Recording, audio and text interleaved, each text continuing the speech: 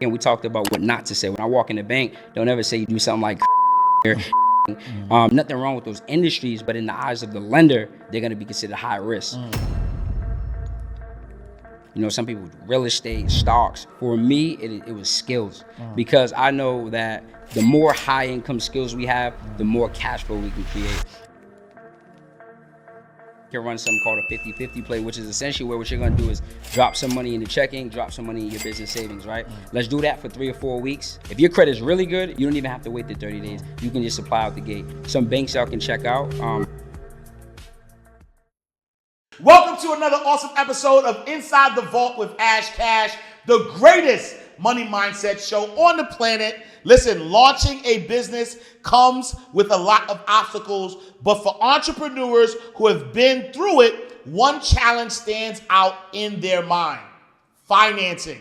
Traditional bank loans for small businesses have historically been hard to obtain, but recent market trends are making it even more difficult for new startups to get the funding that they deserve. That's where my next guest comes in, a business coach and consultant who helps people improve their credit and obtain $100K in funding in 90 days. Welcome, Darius Benders, who's going to help you get to the bag so you can take your business to the next level. What's up, brother? What's going on, man? How you, man? Good, man. Appreciate you having me on today. Man, it's my pleasure, man. I love talking about how to access other people's money, right? Because as somebody who, grew up in an environment that I didn't really see entrepreneurs and have access to business owners, I would relate the personal ways to get money, right, and not know the business ways. And even as a former banker, I was a banker 15 years, as I started to learn all of the benefits of how a business could actually obtain funding, I was like, man, this is information that people don't really know. And so I'm glad that you're out here, you're teaching people how to get to the funding. And so we're going to talk about all of that. But before we get there, for those who don't know, who is Darius Benders? Yeah, so my name is Darius Benders, like my guy said. I'm from Boston, Mass. originally. I've been here in Georgia now for about 6 months. And we essentially what we do is we help entrepreneurs get their credit in order, get access to funding, and we give them direction on how they can use this money to be able to grow their businesses. Because, like you said, growing up, we weren't taught this information, right? No one told us how to get access to the funding. And a lot of times, because we're not privy to the information, we struggle. Like 82% of small businesses are gonna fail in the first 5 years. That's just a fact. And when you look at the number one reason, is due to lack of capital, whether it's starting capital or they run out of money to be able to grow. So that's a little bit about me. Yeah, so you were able to obtain $167,000 in 47 days. There's people out here who don't make that in a year, right? Right. Talk to us a little bit about that process. Absolutely. So what I did was essentially I went to a conference, and I was in the nightlife, right? So pandemic came and shut down, right? So I had to kind of figure out a plan, had to pivot. So I went to a conference out here in Georgia, and a lot of people talking about credit, trucking, Airbnb, all types of things. So I'm a networker. I get in rooms. I like to meet people. So I met one of my good friends, Mel, and we had just started exchanging value after that event. He was showing me the credit game, and then I was showing him what I was doing at the time, marketing. So in learning this, I realized this is the cheat code. Facts. This is what I need, because a lot of our problems, they come from the root of not having the capital. So, I improved my credit. I went out, I built my credit. And that's something I tell people, if you don't have credit, you can build it in as little as 30 days, literally. And then I just started going for funding, right? So, we start with, and I'm sure we'll get into it, but starting with like smaller banks, like credit unions, your community banks, your regional banks, and then forming your LLC, right? Most people, they get an LLC and they think, okay, where's the money at? But no, your business has to actually be set up and structured the right way.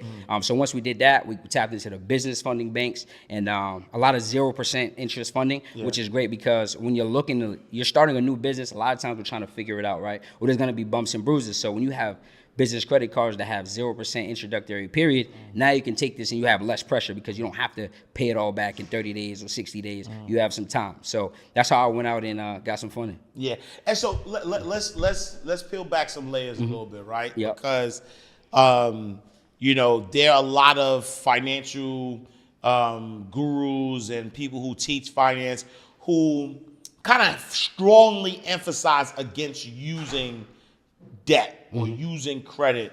And so somebody who's listening right now might hear you like, oh yeah, you can get funding. But they're so afraid of debt. They're so afraid of using credit that they don't even take that step to borrow. They look for, I mean, this is the number one question I get is like when somebody starts a business, they're like, yo, how can I get access to grants? Like they're looking for like free money, which is good though. There's nothing wrong with grants, but they're like afraid of credit. Why is using credit to fund your business a good idea? And how do you use credit in a way where you're not just getting into debt, but you're actually building from it? Yeah, makes sense. So I always say that's a good question, right?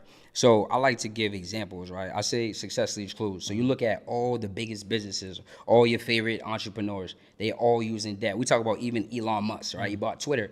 40% of the money he used was from the banks, right? You talk about Wells Fargo, you talk about Walmart. All these businesses started from leveraging debt. So there's good debt and there's bad debt. Yeah. But when you use debt that's on the business side, it's a great thing because one, it doesn't report to the personal side. So you don't have to worry about your DTI, being out of whack or being too high.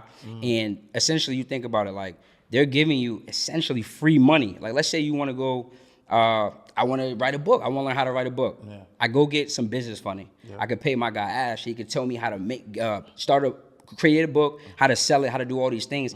And I have 12 months before any interest starts accruing. So why would I not take advantage of that? Because what I'm doing is, and I tell people when you get funding, first thing you should do is go get what I like to call the fast pass. So you find a mentor.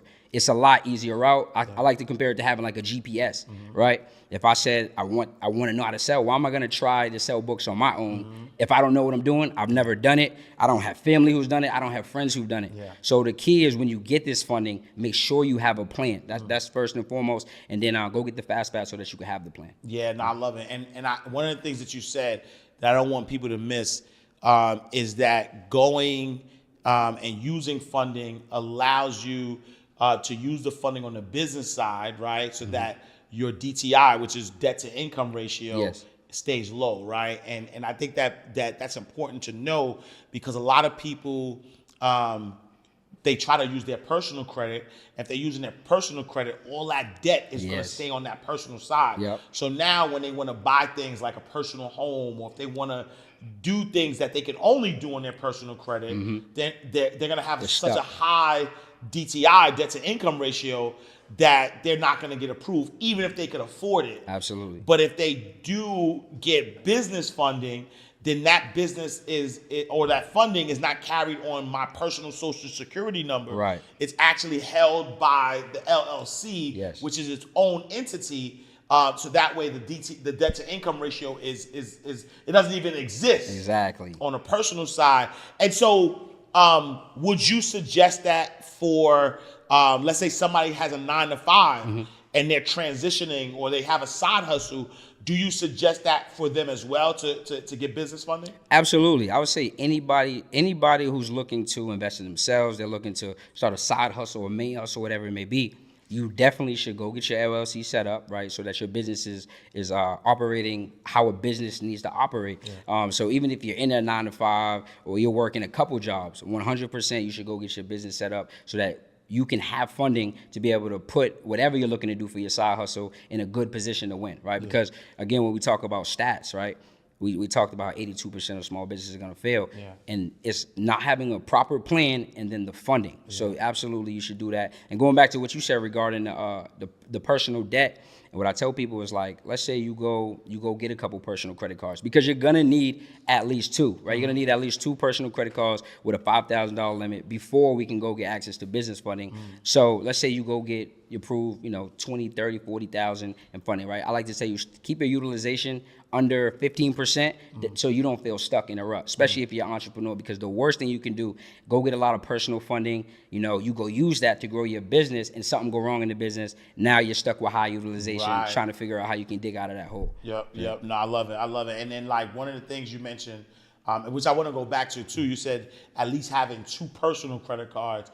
Why is that important as it relates to getting business credit? Because when we go to look to get access to this business funding, right, they're gonna look at a few things: how your data points on your personal credit report, right, how those look. Second is gonna be how your entity is set up, your business, and then the last thing is gonna be what are your personal limits. Because if you only have, let's say you got 2 personal credit cards with a $3,000 limit, when we go to get business funding, they're not gonna give you $20,000 limits because you've never handled a good amount of you never handled a good amount of credit, right? So why would we now give you high limits? So typically you want to, if you do have small limits, you want to increase those limits, which we can talk about how to increase those limits, or you want to start off with some lenders who are known for giving out high limits. Got it. And then I mean, we right here. So how do you increase those limits, right? Like I gotta, I haven't used personal credit in a while. All of my, I use business credit. So on the personal side, I think I got one credit card that has like maybe $9,000 in credit, and then I have one that has like nothing really, right? Small, yeah. How do I increase those credit limits? Yeah. So I tell everyone, right, you got to think from a lender's perspective, right?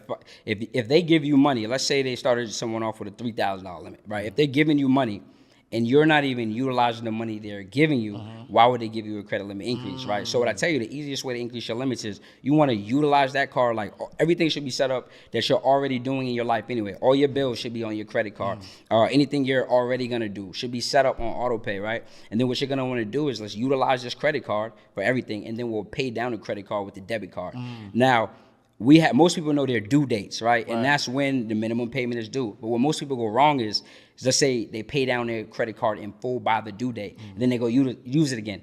Then they wonder why their utilization is still high on the credit report, because they don't know that there's a closing statement date. Your closing statement date is the most important date, because whatever is showing on your with that lender, that is going to be what's reported to the credit bureaus. So you want to call your lender, ask, hey, what is my closing statement date? Once they tell you, I tell you pay the card down in full or as much as possible 2 to 3 days before that closing statement date. So every 60 days to 6 months, you can ask for a credit card increase with most lenders. The key is making sure that you ask them, is it going to be a hard pull or a soft pull? Because if it's a hard inquiry, I don't want you to know, right?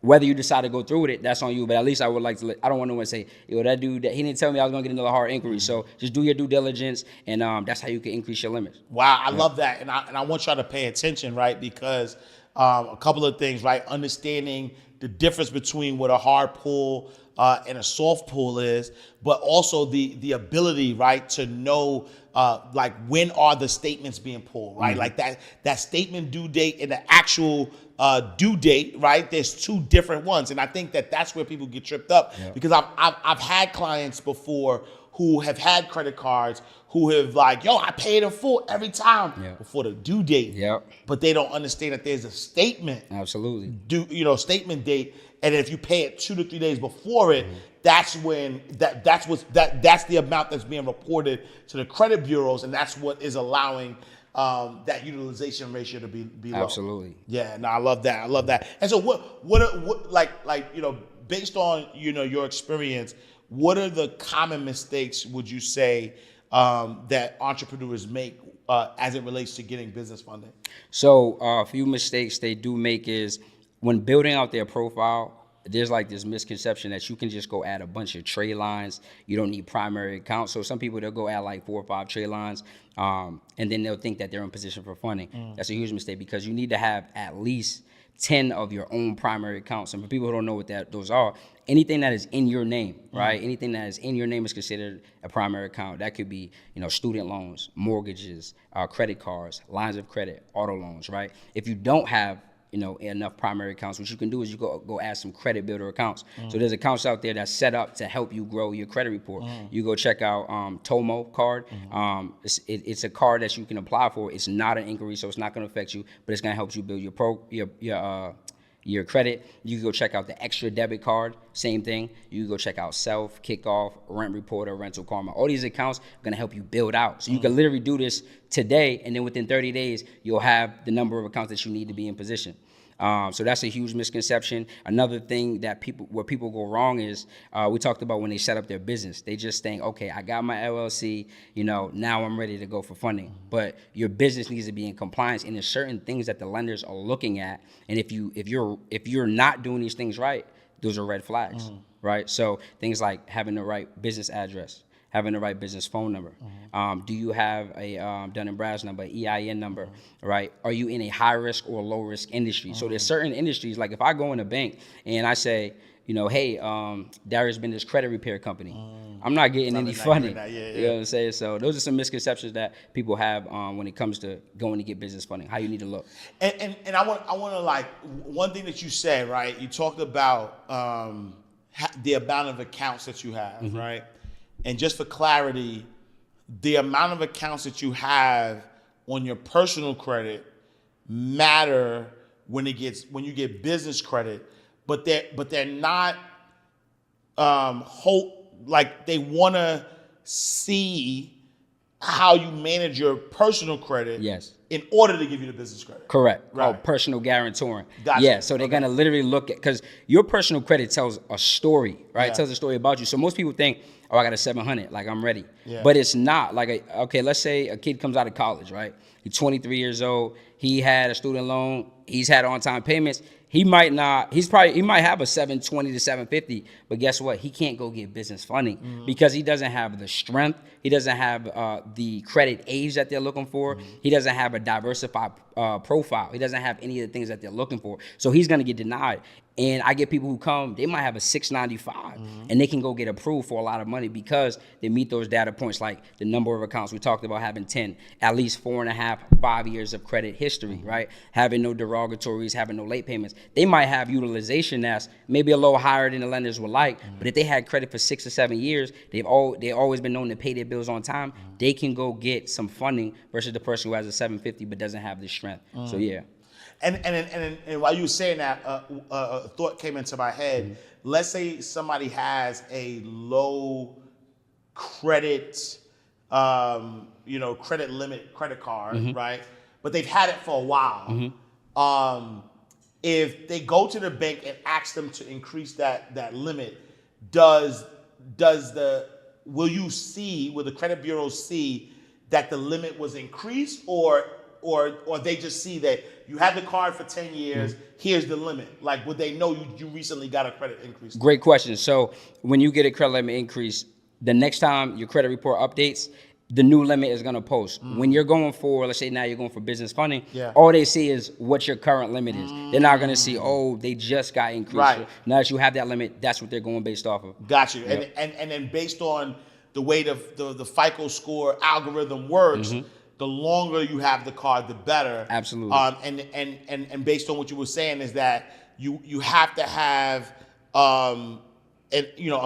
different amounts of credit in your primary name, not just trade lines. Do they have to be open, or they just have to be both open and closed? So ideally, you would want 10 open accounts, right? Okay. You would want 10 open accounts. If you got, let's say you got 8 primary open accounts and 2 of them are closed, but they close in good standing, then you're good. You can go get some business funding at that point. But ideally, we would want them to be 10 open accounts. Yeah, and then so like they say 70% of Americans have mistakes on their credit report. Absolutely. Right? And so, I know there's millions of people out there, no fault of their own, right? Have these information, negative information on their report. And even some people, it is their fault and they got negative, right? What is the fastest way that somebody could fix their credit so that they could get access to this funding? So first thing, like you said, most people don't even understand. I've been doing credit now for like a year and a half. I've never seen a credit report that's 100% accurate, right? Not even one time. So I had a student of mine, all she did was update her personal information. Wow. Her score went up 26 points, right? So it's literally, people have multiple spellings in their names. People have different addresses. People got old employers listed. So people don't understand, even if you didn't have negatives, right? When you're going for funding, they see 4 different spellings on the name. They see all these different employers. It's a red flag because they're like, we don't even know if this is you. So that keeps you from getting what we like to call automatic approvals. Now we got to verify. Now we're asking you for docs and all these things that we could avoid if we make sure our personal information is in place. So first thing you want to do is update your personal information, right? It should look like a resume, 1 name, 1 address, 1 employer. You can simply call the bureaus and each bureau and update them with that. Next thing we're going to do is we can go to those negative accounts, right? And you can identify the inaccuracies within that account. So for example, let's say it's a Navy Federal credit card, right? You go look at the credit card. Now it's gonna have different criteria. It's gonna have open date, right? It's gonna have the amount late. It's gonna have how late was it? If it was 30 days, 60 days, 90 days. So if you look across all three bureaus and they are not all 100% and entirely accurate, then that account must go by law, right? It's the FCRA, the Fair Credit Reporting Act. So those are some ways that you can check your credit report, and those are some ways that you can dispute any negatives that you have so that we can be able to get in position to now get funding. Nah, I love it. And then now, right? So now you've done all of that. You got your credit where it need to go. You get your funding, or what? Like, give us some plays on, you know. I mean, you mentioned them slightly, like credit union, things of that nature. Like, what's the first step for somebody, right? So they got their credit together. They got their business together, right? So like you said, you know, LLC, Dun and Bradstreet number, you know, EIN number, a business telephone number, business email address, business address, right? So you got all of that, and then you walk into a bank.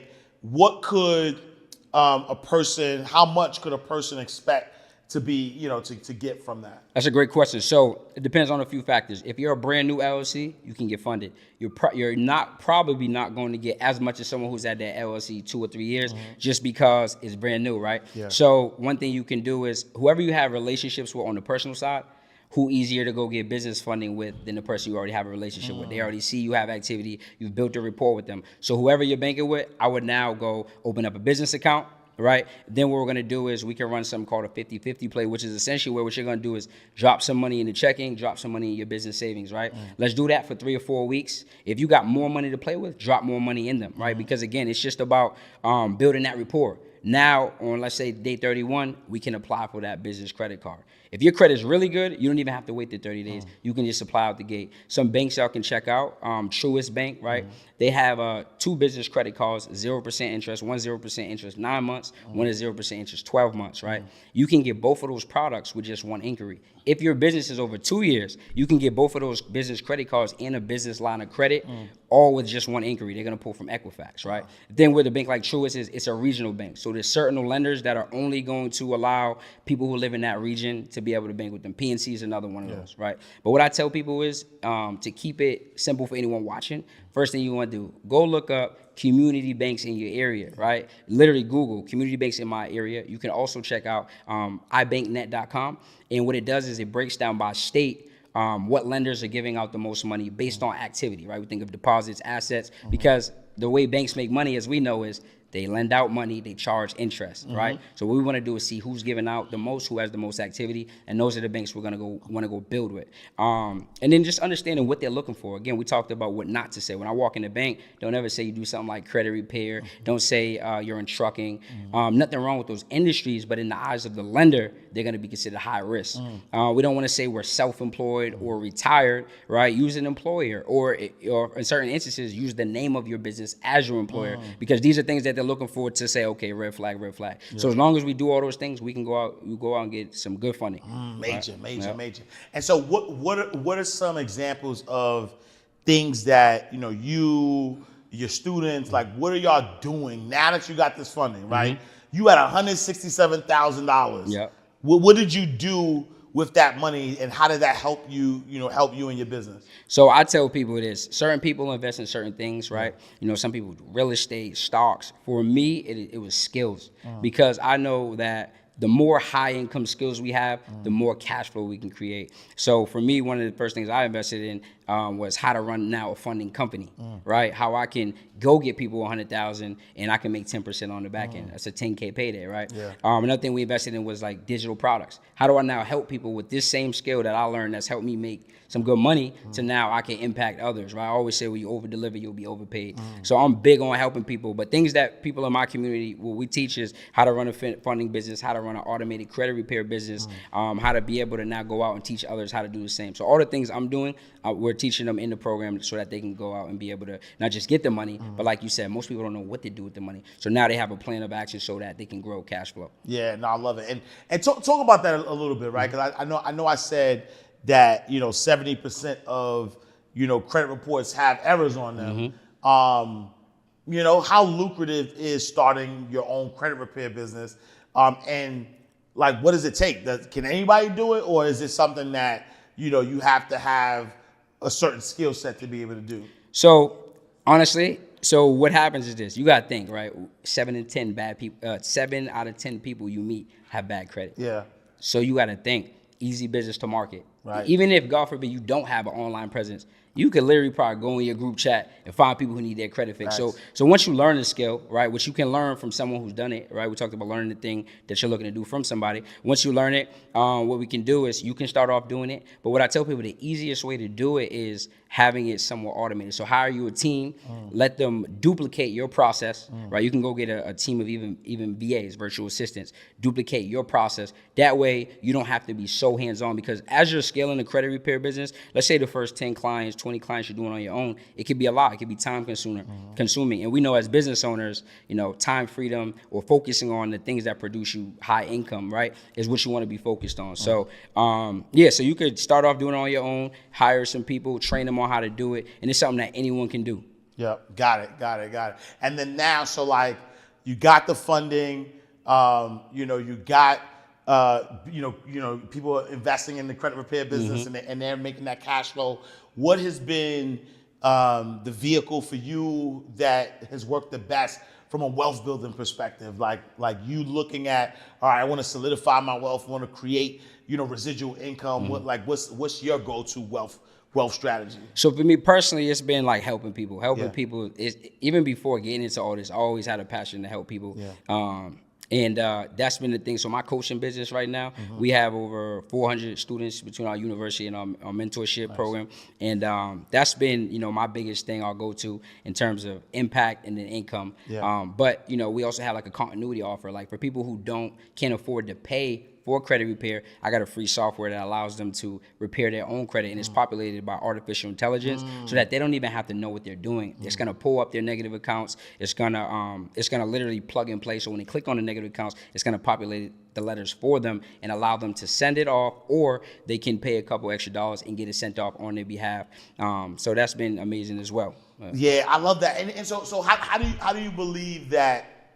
And I'm glad you brought up AI. You know. Because, you know, I see a lot of, you know, artificial intelligence is here. Right. And it's smart to use it in the credit repair space. How do you believe that AI is going to change credit, you know, credit funding? Like, do you think it's going to play more of a role in, like, you know, credit repair funding? Absolutely. Like in anything, even outside of credit, like artificial intelligence is here to make our lives easier. So you think of like, you could literally pull up, list of lenders in my area that have 0% interest. You could go to ChatGPT and do that, and it'll literally give you the banks. You can talk about, like we talked about, populating letters. Write a dispute letter for, you know, a late payment, right? And it's going to populate that. And not only will it give you one, but because what can happen sometimes is people send out generic letters, and that's how people have a hard time getting negatives off. But it can generate you different type of letters for the same scenario, right? So it's definitely here to stay. It's gonna, if you're learning how to use it and leverage it, it's gonna help your business grow. Yeah, and so you talked earlier about, because I want to get to know Darius a little better, right? Like you talked earlier about like being in, you know, marketing, being a networker, things of that nature. You know, at this level of your career and you know, having a lot of income and a lot of impact, is there anything that you know now that if you were able to talk to, let's say, your 18-year-old self, that you would be telling 18-year-old Darius about, you know, business and about, you know, how to build wealth? Absolutely. If I was talking to my 18-year-old self, the thing I would have told me was, don't listen to people who aren't where you're looking to be, right? I think so many times the problem is like growing up, like, you know, we're all in the same environment. You know, I'm from the neighborhood, so everyone's like, when I talk about like investing in yourself, like paying for mentorship, that's like, why would you do that? Facts. But if I knew what I knew now, I would have took any money. I would have worked the job just to be able to pay someone to get the answers, because it's just a fast pass, and it's a situation where you really can't go wrong, right? If you've already done the thing I'm looking to do, how can I go wrong if I'm following your blueprint? And I think so many times people want to hold on to the money because they have a scarcity mindset, Yeah. right? But what I learned is the more you let go the money, of course, putting it into the right things, the more the money comes back. Yeah. So that's definitely what I would tell my 18-year-old self: invest in skills, invest in mentorship. Yeah, nah, that's good because I think that, and I think it's tough though, right? I think it's tough in our community because, I think we're taught that school is the way, right? So we're willing to, which is, and no disrespect to people who go to school, but a lot of the people that I know that go to school and follow sort of like that traditional way are struggling, right? So they go to school, they get a degree, they can't find a job in what they just got a degree in, so they pay more money for another degree to also not have a job in what they just paid money for, and then that cycle continues.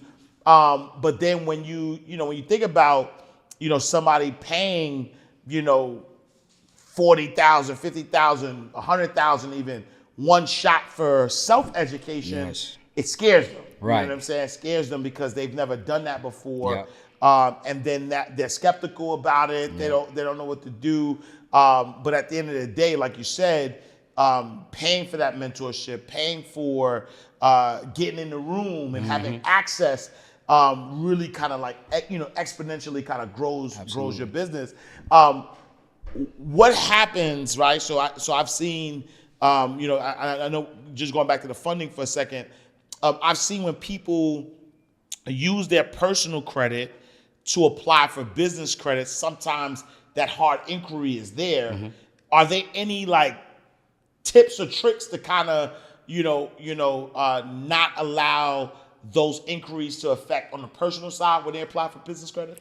So you can literally remove any inquiries that you get when you're applying for business funding. And the reason being is because, again, it's a business product, so it should not be reporting on your personal credit. So what you can do is you can literally send in a letter of deletion to remove those inquiries because it should not be reporting there. You don't even have to, it's not even a hack, any like crazy gem. Literally just send in the letter of deletion and say, I need these inquiries removed. Then once you do that, you can go run more business funding plays because now that those inquiries aren't showing. And that account is not gonna report on your personal credit. So it's not gonna be like, oh, your debt to income ratio went up. So just get rid of the inquiries and go run some more plays. So just so I can understand, right? So if I got I apply for American Express card, American Express runs my personal credit.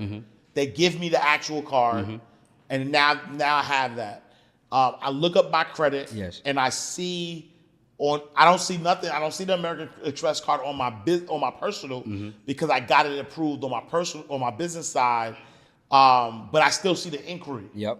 I could call the credit bureau and say, please delete this. And it's I'm not doing nothing illegal, right? Nothing at all. You don't even have to call. You can just send in a letter of deletion and list that inquiry that's there. And then for a reason why, because this inquiry should not be reporting by law. And then they take it off. They take it off. And then now if it's off, now I could go apply for Chase.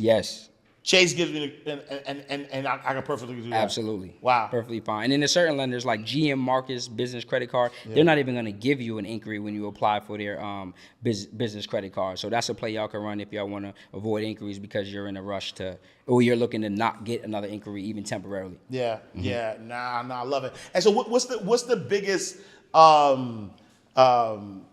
pushback, right?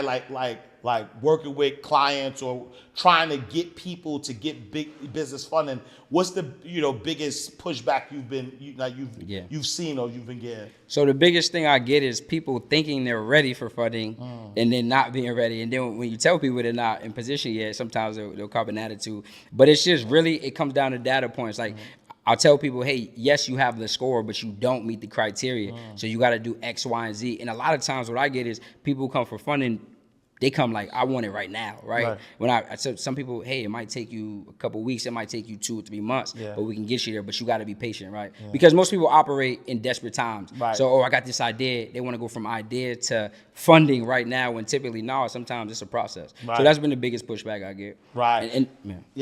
No, and then people, like you said, some people be skeptical, right? Because we just weren't privy to the information. So.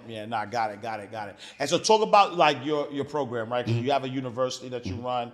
Talk about the university and what type of success you've been seeing for some of your students. Absolutely. So our university, like I said, we teach you A through Z, the whole financial literacy game, specifically credit, how to fix your credit, how to build out your credit, how to set up your business, and how to apply for funding. Because on top of those things we just talked about, there's certain things that they're looking for on applications and how you look, that's going to dictate whether you get approved or whether you don't, and for how much you get approved. So we go through all that. We do a live coaching call every month, and then we have a community. And the community is super dope because I love to see when, like, we got students in there who they only been in the program like 60 days, and now they coaching others. Like, people asking questions. They in there before I could even get in. Wow. No, you need to do this. This worked for me. And then we do a mastermind, a 2-day mastermind every quarter. Nice. So we actually have our next one coming up this weekend. But in the last one, it was dope to hear like testimonials. Like, one of our students, Stephanie, she got over $220,000 in funding, and she runs like a family business. So it's dope because she talked about how it changed their lives. Another one of our students, Damir, he has $125,000 of funding. So we got a lot of people that's getting funded, and it's just exciting. We got some people who's now making $8,000 a month in their credit repair business. So it's just dope to see. Wow, Yeah. wow. And where you are right now, did you envision this? Did you ever envision yourself being at this level of success? So I always said I knew I would be successful. Yeah. I didn't know how at times. Yeah. I didn't know how soon, but I always knew I would be. Yeah. So I'm just shocked at, the things that we've been able to accomplish in the past 9 months, because like I tell people, literally your life could change in, I used to say a year, but now it could change in less than a year. Yeah. But it's two things: it's information and execution. Yeah. And I stress that all the time. Like, your execution level, we can't always coach that, right? You got to have that in you, or you got to find a way to get it. But the information gap in our communities is the thing that holds us back. Like you said, people will pay $40,000, $50,000 to go get a traditional education. You come out, maybe you're making $40,000, $50,000 at your job. After taxes, you're struggling. Right. But you could go get into a program. It could be $997, $4, even $5,000, a fraction of the price, and you can learn one high income skill that could change your whole life. Yeah. So I didn't know when, but I did always know we'd be. And what was your background like? Like, did you did you come from a rich family? Nah. Did you have Nope. you graduated magna cum laude? Nah, none of that. It's crazy, bro, because I almost didn't get to walk at my high school graduation. So like now, like, people in high school, they hit me up like, yo, you teaching financial literacy? This is crazy to see, because like I remember you was struggling because traditional school wasn't my thing. Yeah. I don't know if I just wasn't interested or what it was, but no, I came up. It was me and my mom. I had my dad in my life. We're still tight as hell. And I did go to college. I graduated from University of Maine. Not cum laude. I played football though. So that was a lot of the reason I went to college. And then I came home. I tried like 7 jobs that first year. I was doing Uber, Caviar, front desk at LA Fitness, selling solar panels, walking the streets in the snow. So yeah, it was definitely a roller coaster ride getting here. The last business I had was in the nightlife industry, throwing parties. And I moved to Atlanta 6 months ago, and just started just locking in on this one thing. One thing. I say one thing. Most people, we try 2 or 3 or 5 things because we all feel we're so multifaceted or multi-talented, which we are. But if you could just focus on one skill, lock in on that one thing, you're gonna get there a lot faster. Yeah, that's what I learned. Yeah. And then what does the future look like for Darius? Like, when you ultimately, as you're continuing to build your university, you're helping people get funding, you have this strong impact. You're making good money. What does the ultimate vision look like for you? That's a good question. So where I see us in the next couple of years is just, again, growing the community. And again, we want to elevate. So now we're helping people, get access to the money. Now they're making some money, but how can we create 6-figure earners? Because I just know the more you can impact people, the higher you can elevate them, the more you'll make. It just goes hand in hand. So that's something that we're looking to do, just help people at a higher level. Yeah. And then, so right now, like, a lot of, our insiders who watch the show work a 9 to 5, right? They probably make some good money. A lot of them may be wanting to transition from 9 to 5 to becoming an entrepreneur. What advice would you give to our insiders? I would say, leverage your job, right? I think sometimes people people online might speak of, oh, get rid of the job, just quit. Leverage that to be your business partner. That income you're making, that can help you get ahead of people who are struggling to get it on their own, because we just talked about how lack of capital is a big thing. Definitely invest in your credit if it's not already in position. Use that capital to start your business, right, the right way. I mean, everything that we talked about today. And then, keep your job until you're making as much as your job pays you. That way, you're stable, and then you can just grow from there. So that would be my advice to anyone who's working a 9 to 5, looking to transition. And most importantly, get a mentor. Don't do it on your own. Love it, love it, love it. And if somebody wanted to get you as a mentor, I know you have a free masterclass coming up. Tell us about the masterclass. Definitely. So in this masterclass, we're getting people funded live. Like this past weekend, we funded a little under $250,000 on the live workshop. Wow. So during the masterclass, a free masterclass, you're actually getting people funded. Yes. Okay. Yep. So y'all can go to mdwebook.com. Not only are you going to get invited to the free masterclass, you're going to get a free ebook from me, where I'm going to be showing you exactly how we do credit card stacking. I'm going to give you banks, how to set up your business. It's going to be everything A to Z, along with a 2-hour masterclass where we're locked in. I like to say, I like for my free masterclass to be better than a lot of people's paid. So we're going to over deliver for sure. Love it, love it. So you said mdwebook.com. So mdwebook.com. Get the free ebook that also has a 2-hour masterclass. You could probably get funding live. Again, part of the important part of funding is not just to take the money and go to Vegas. Right.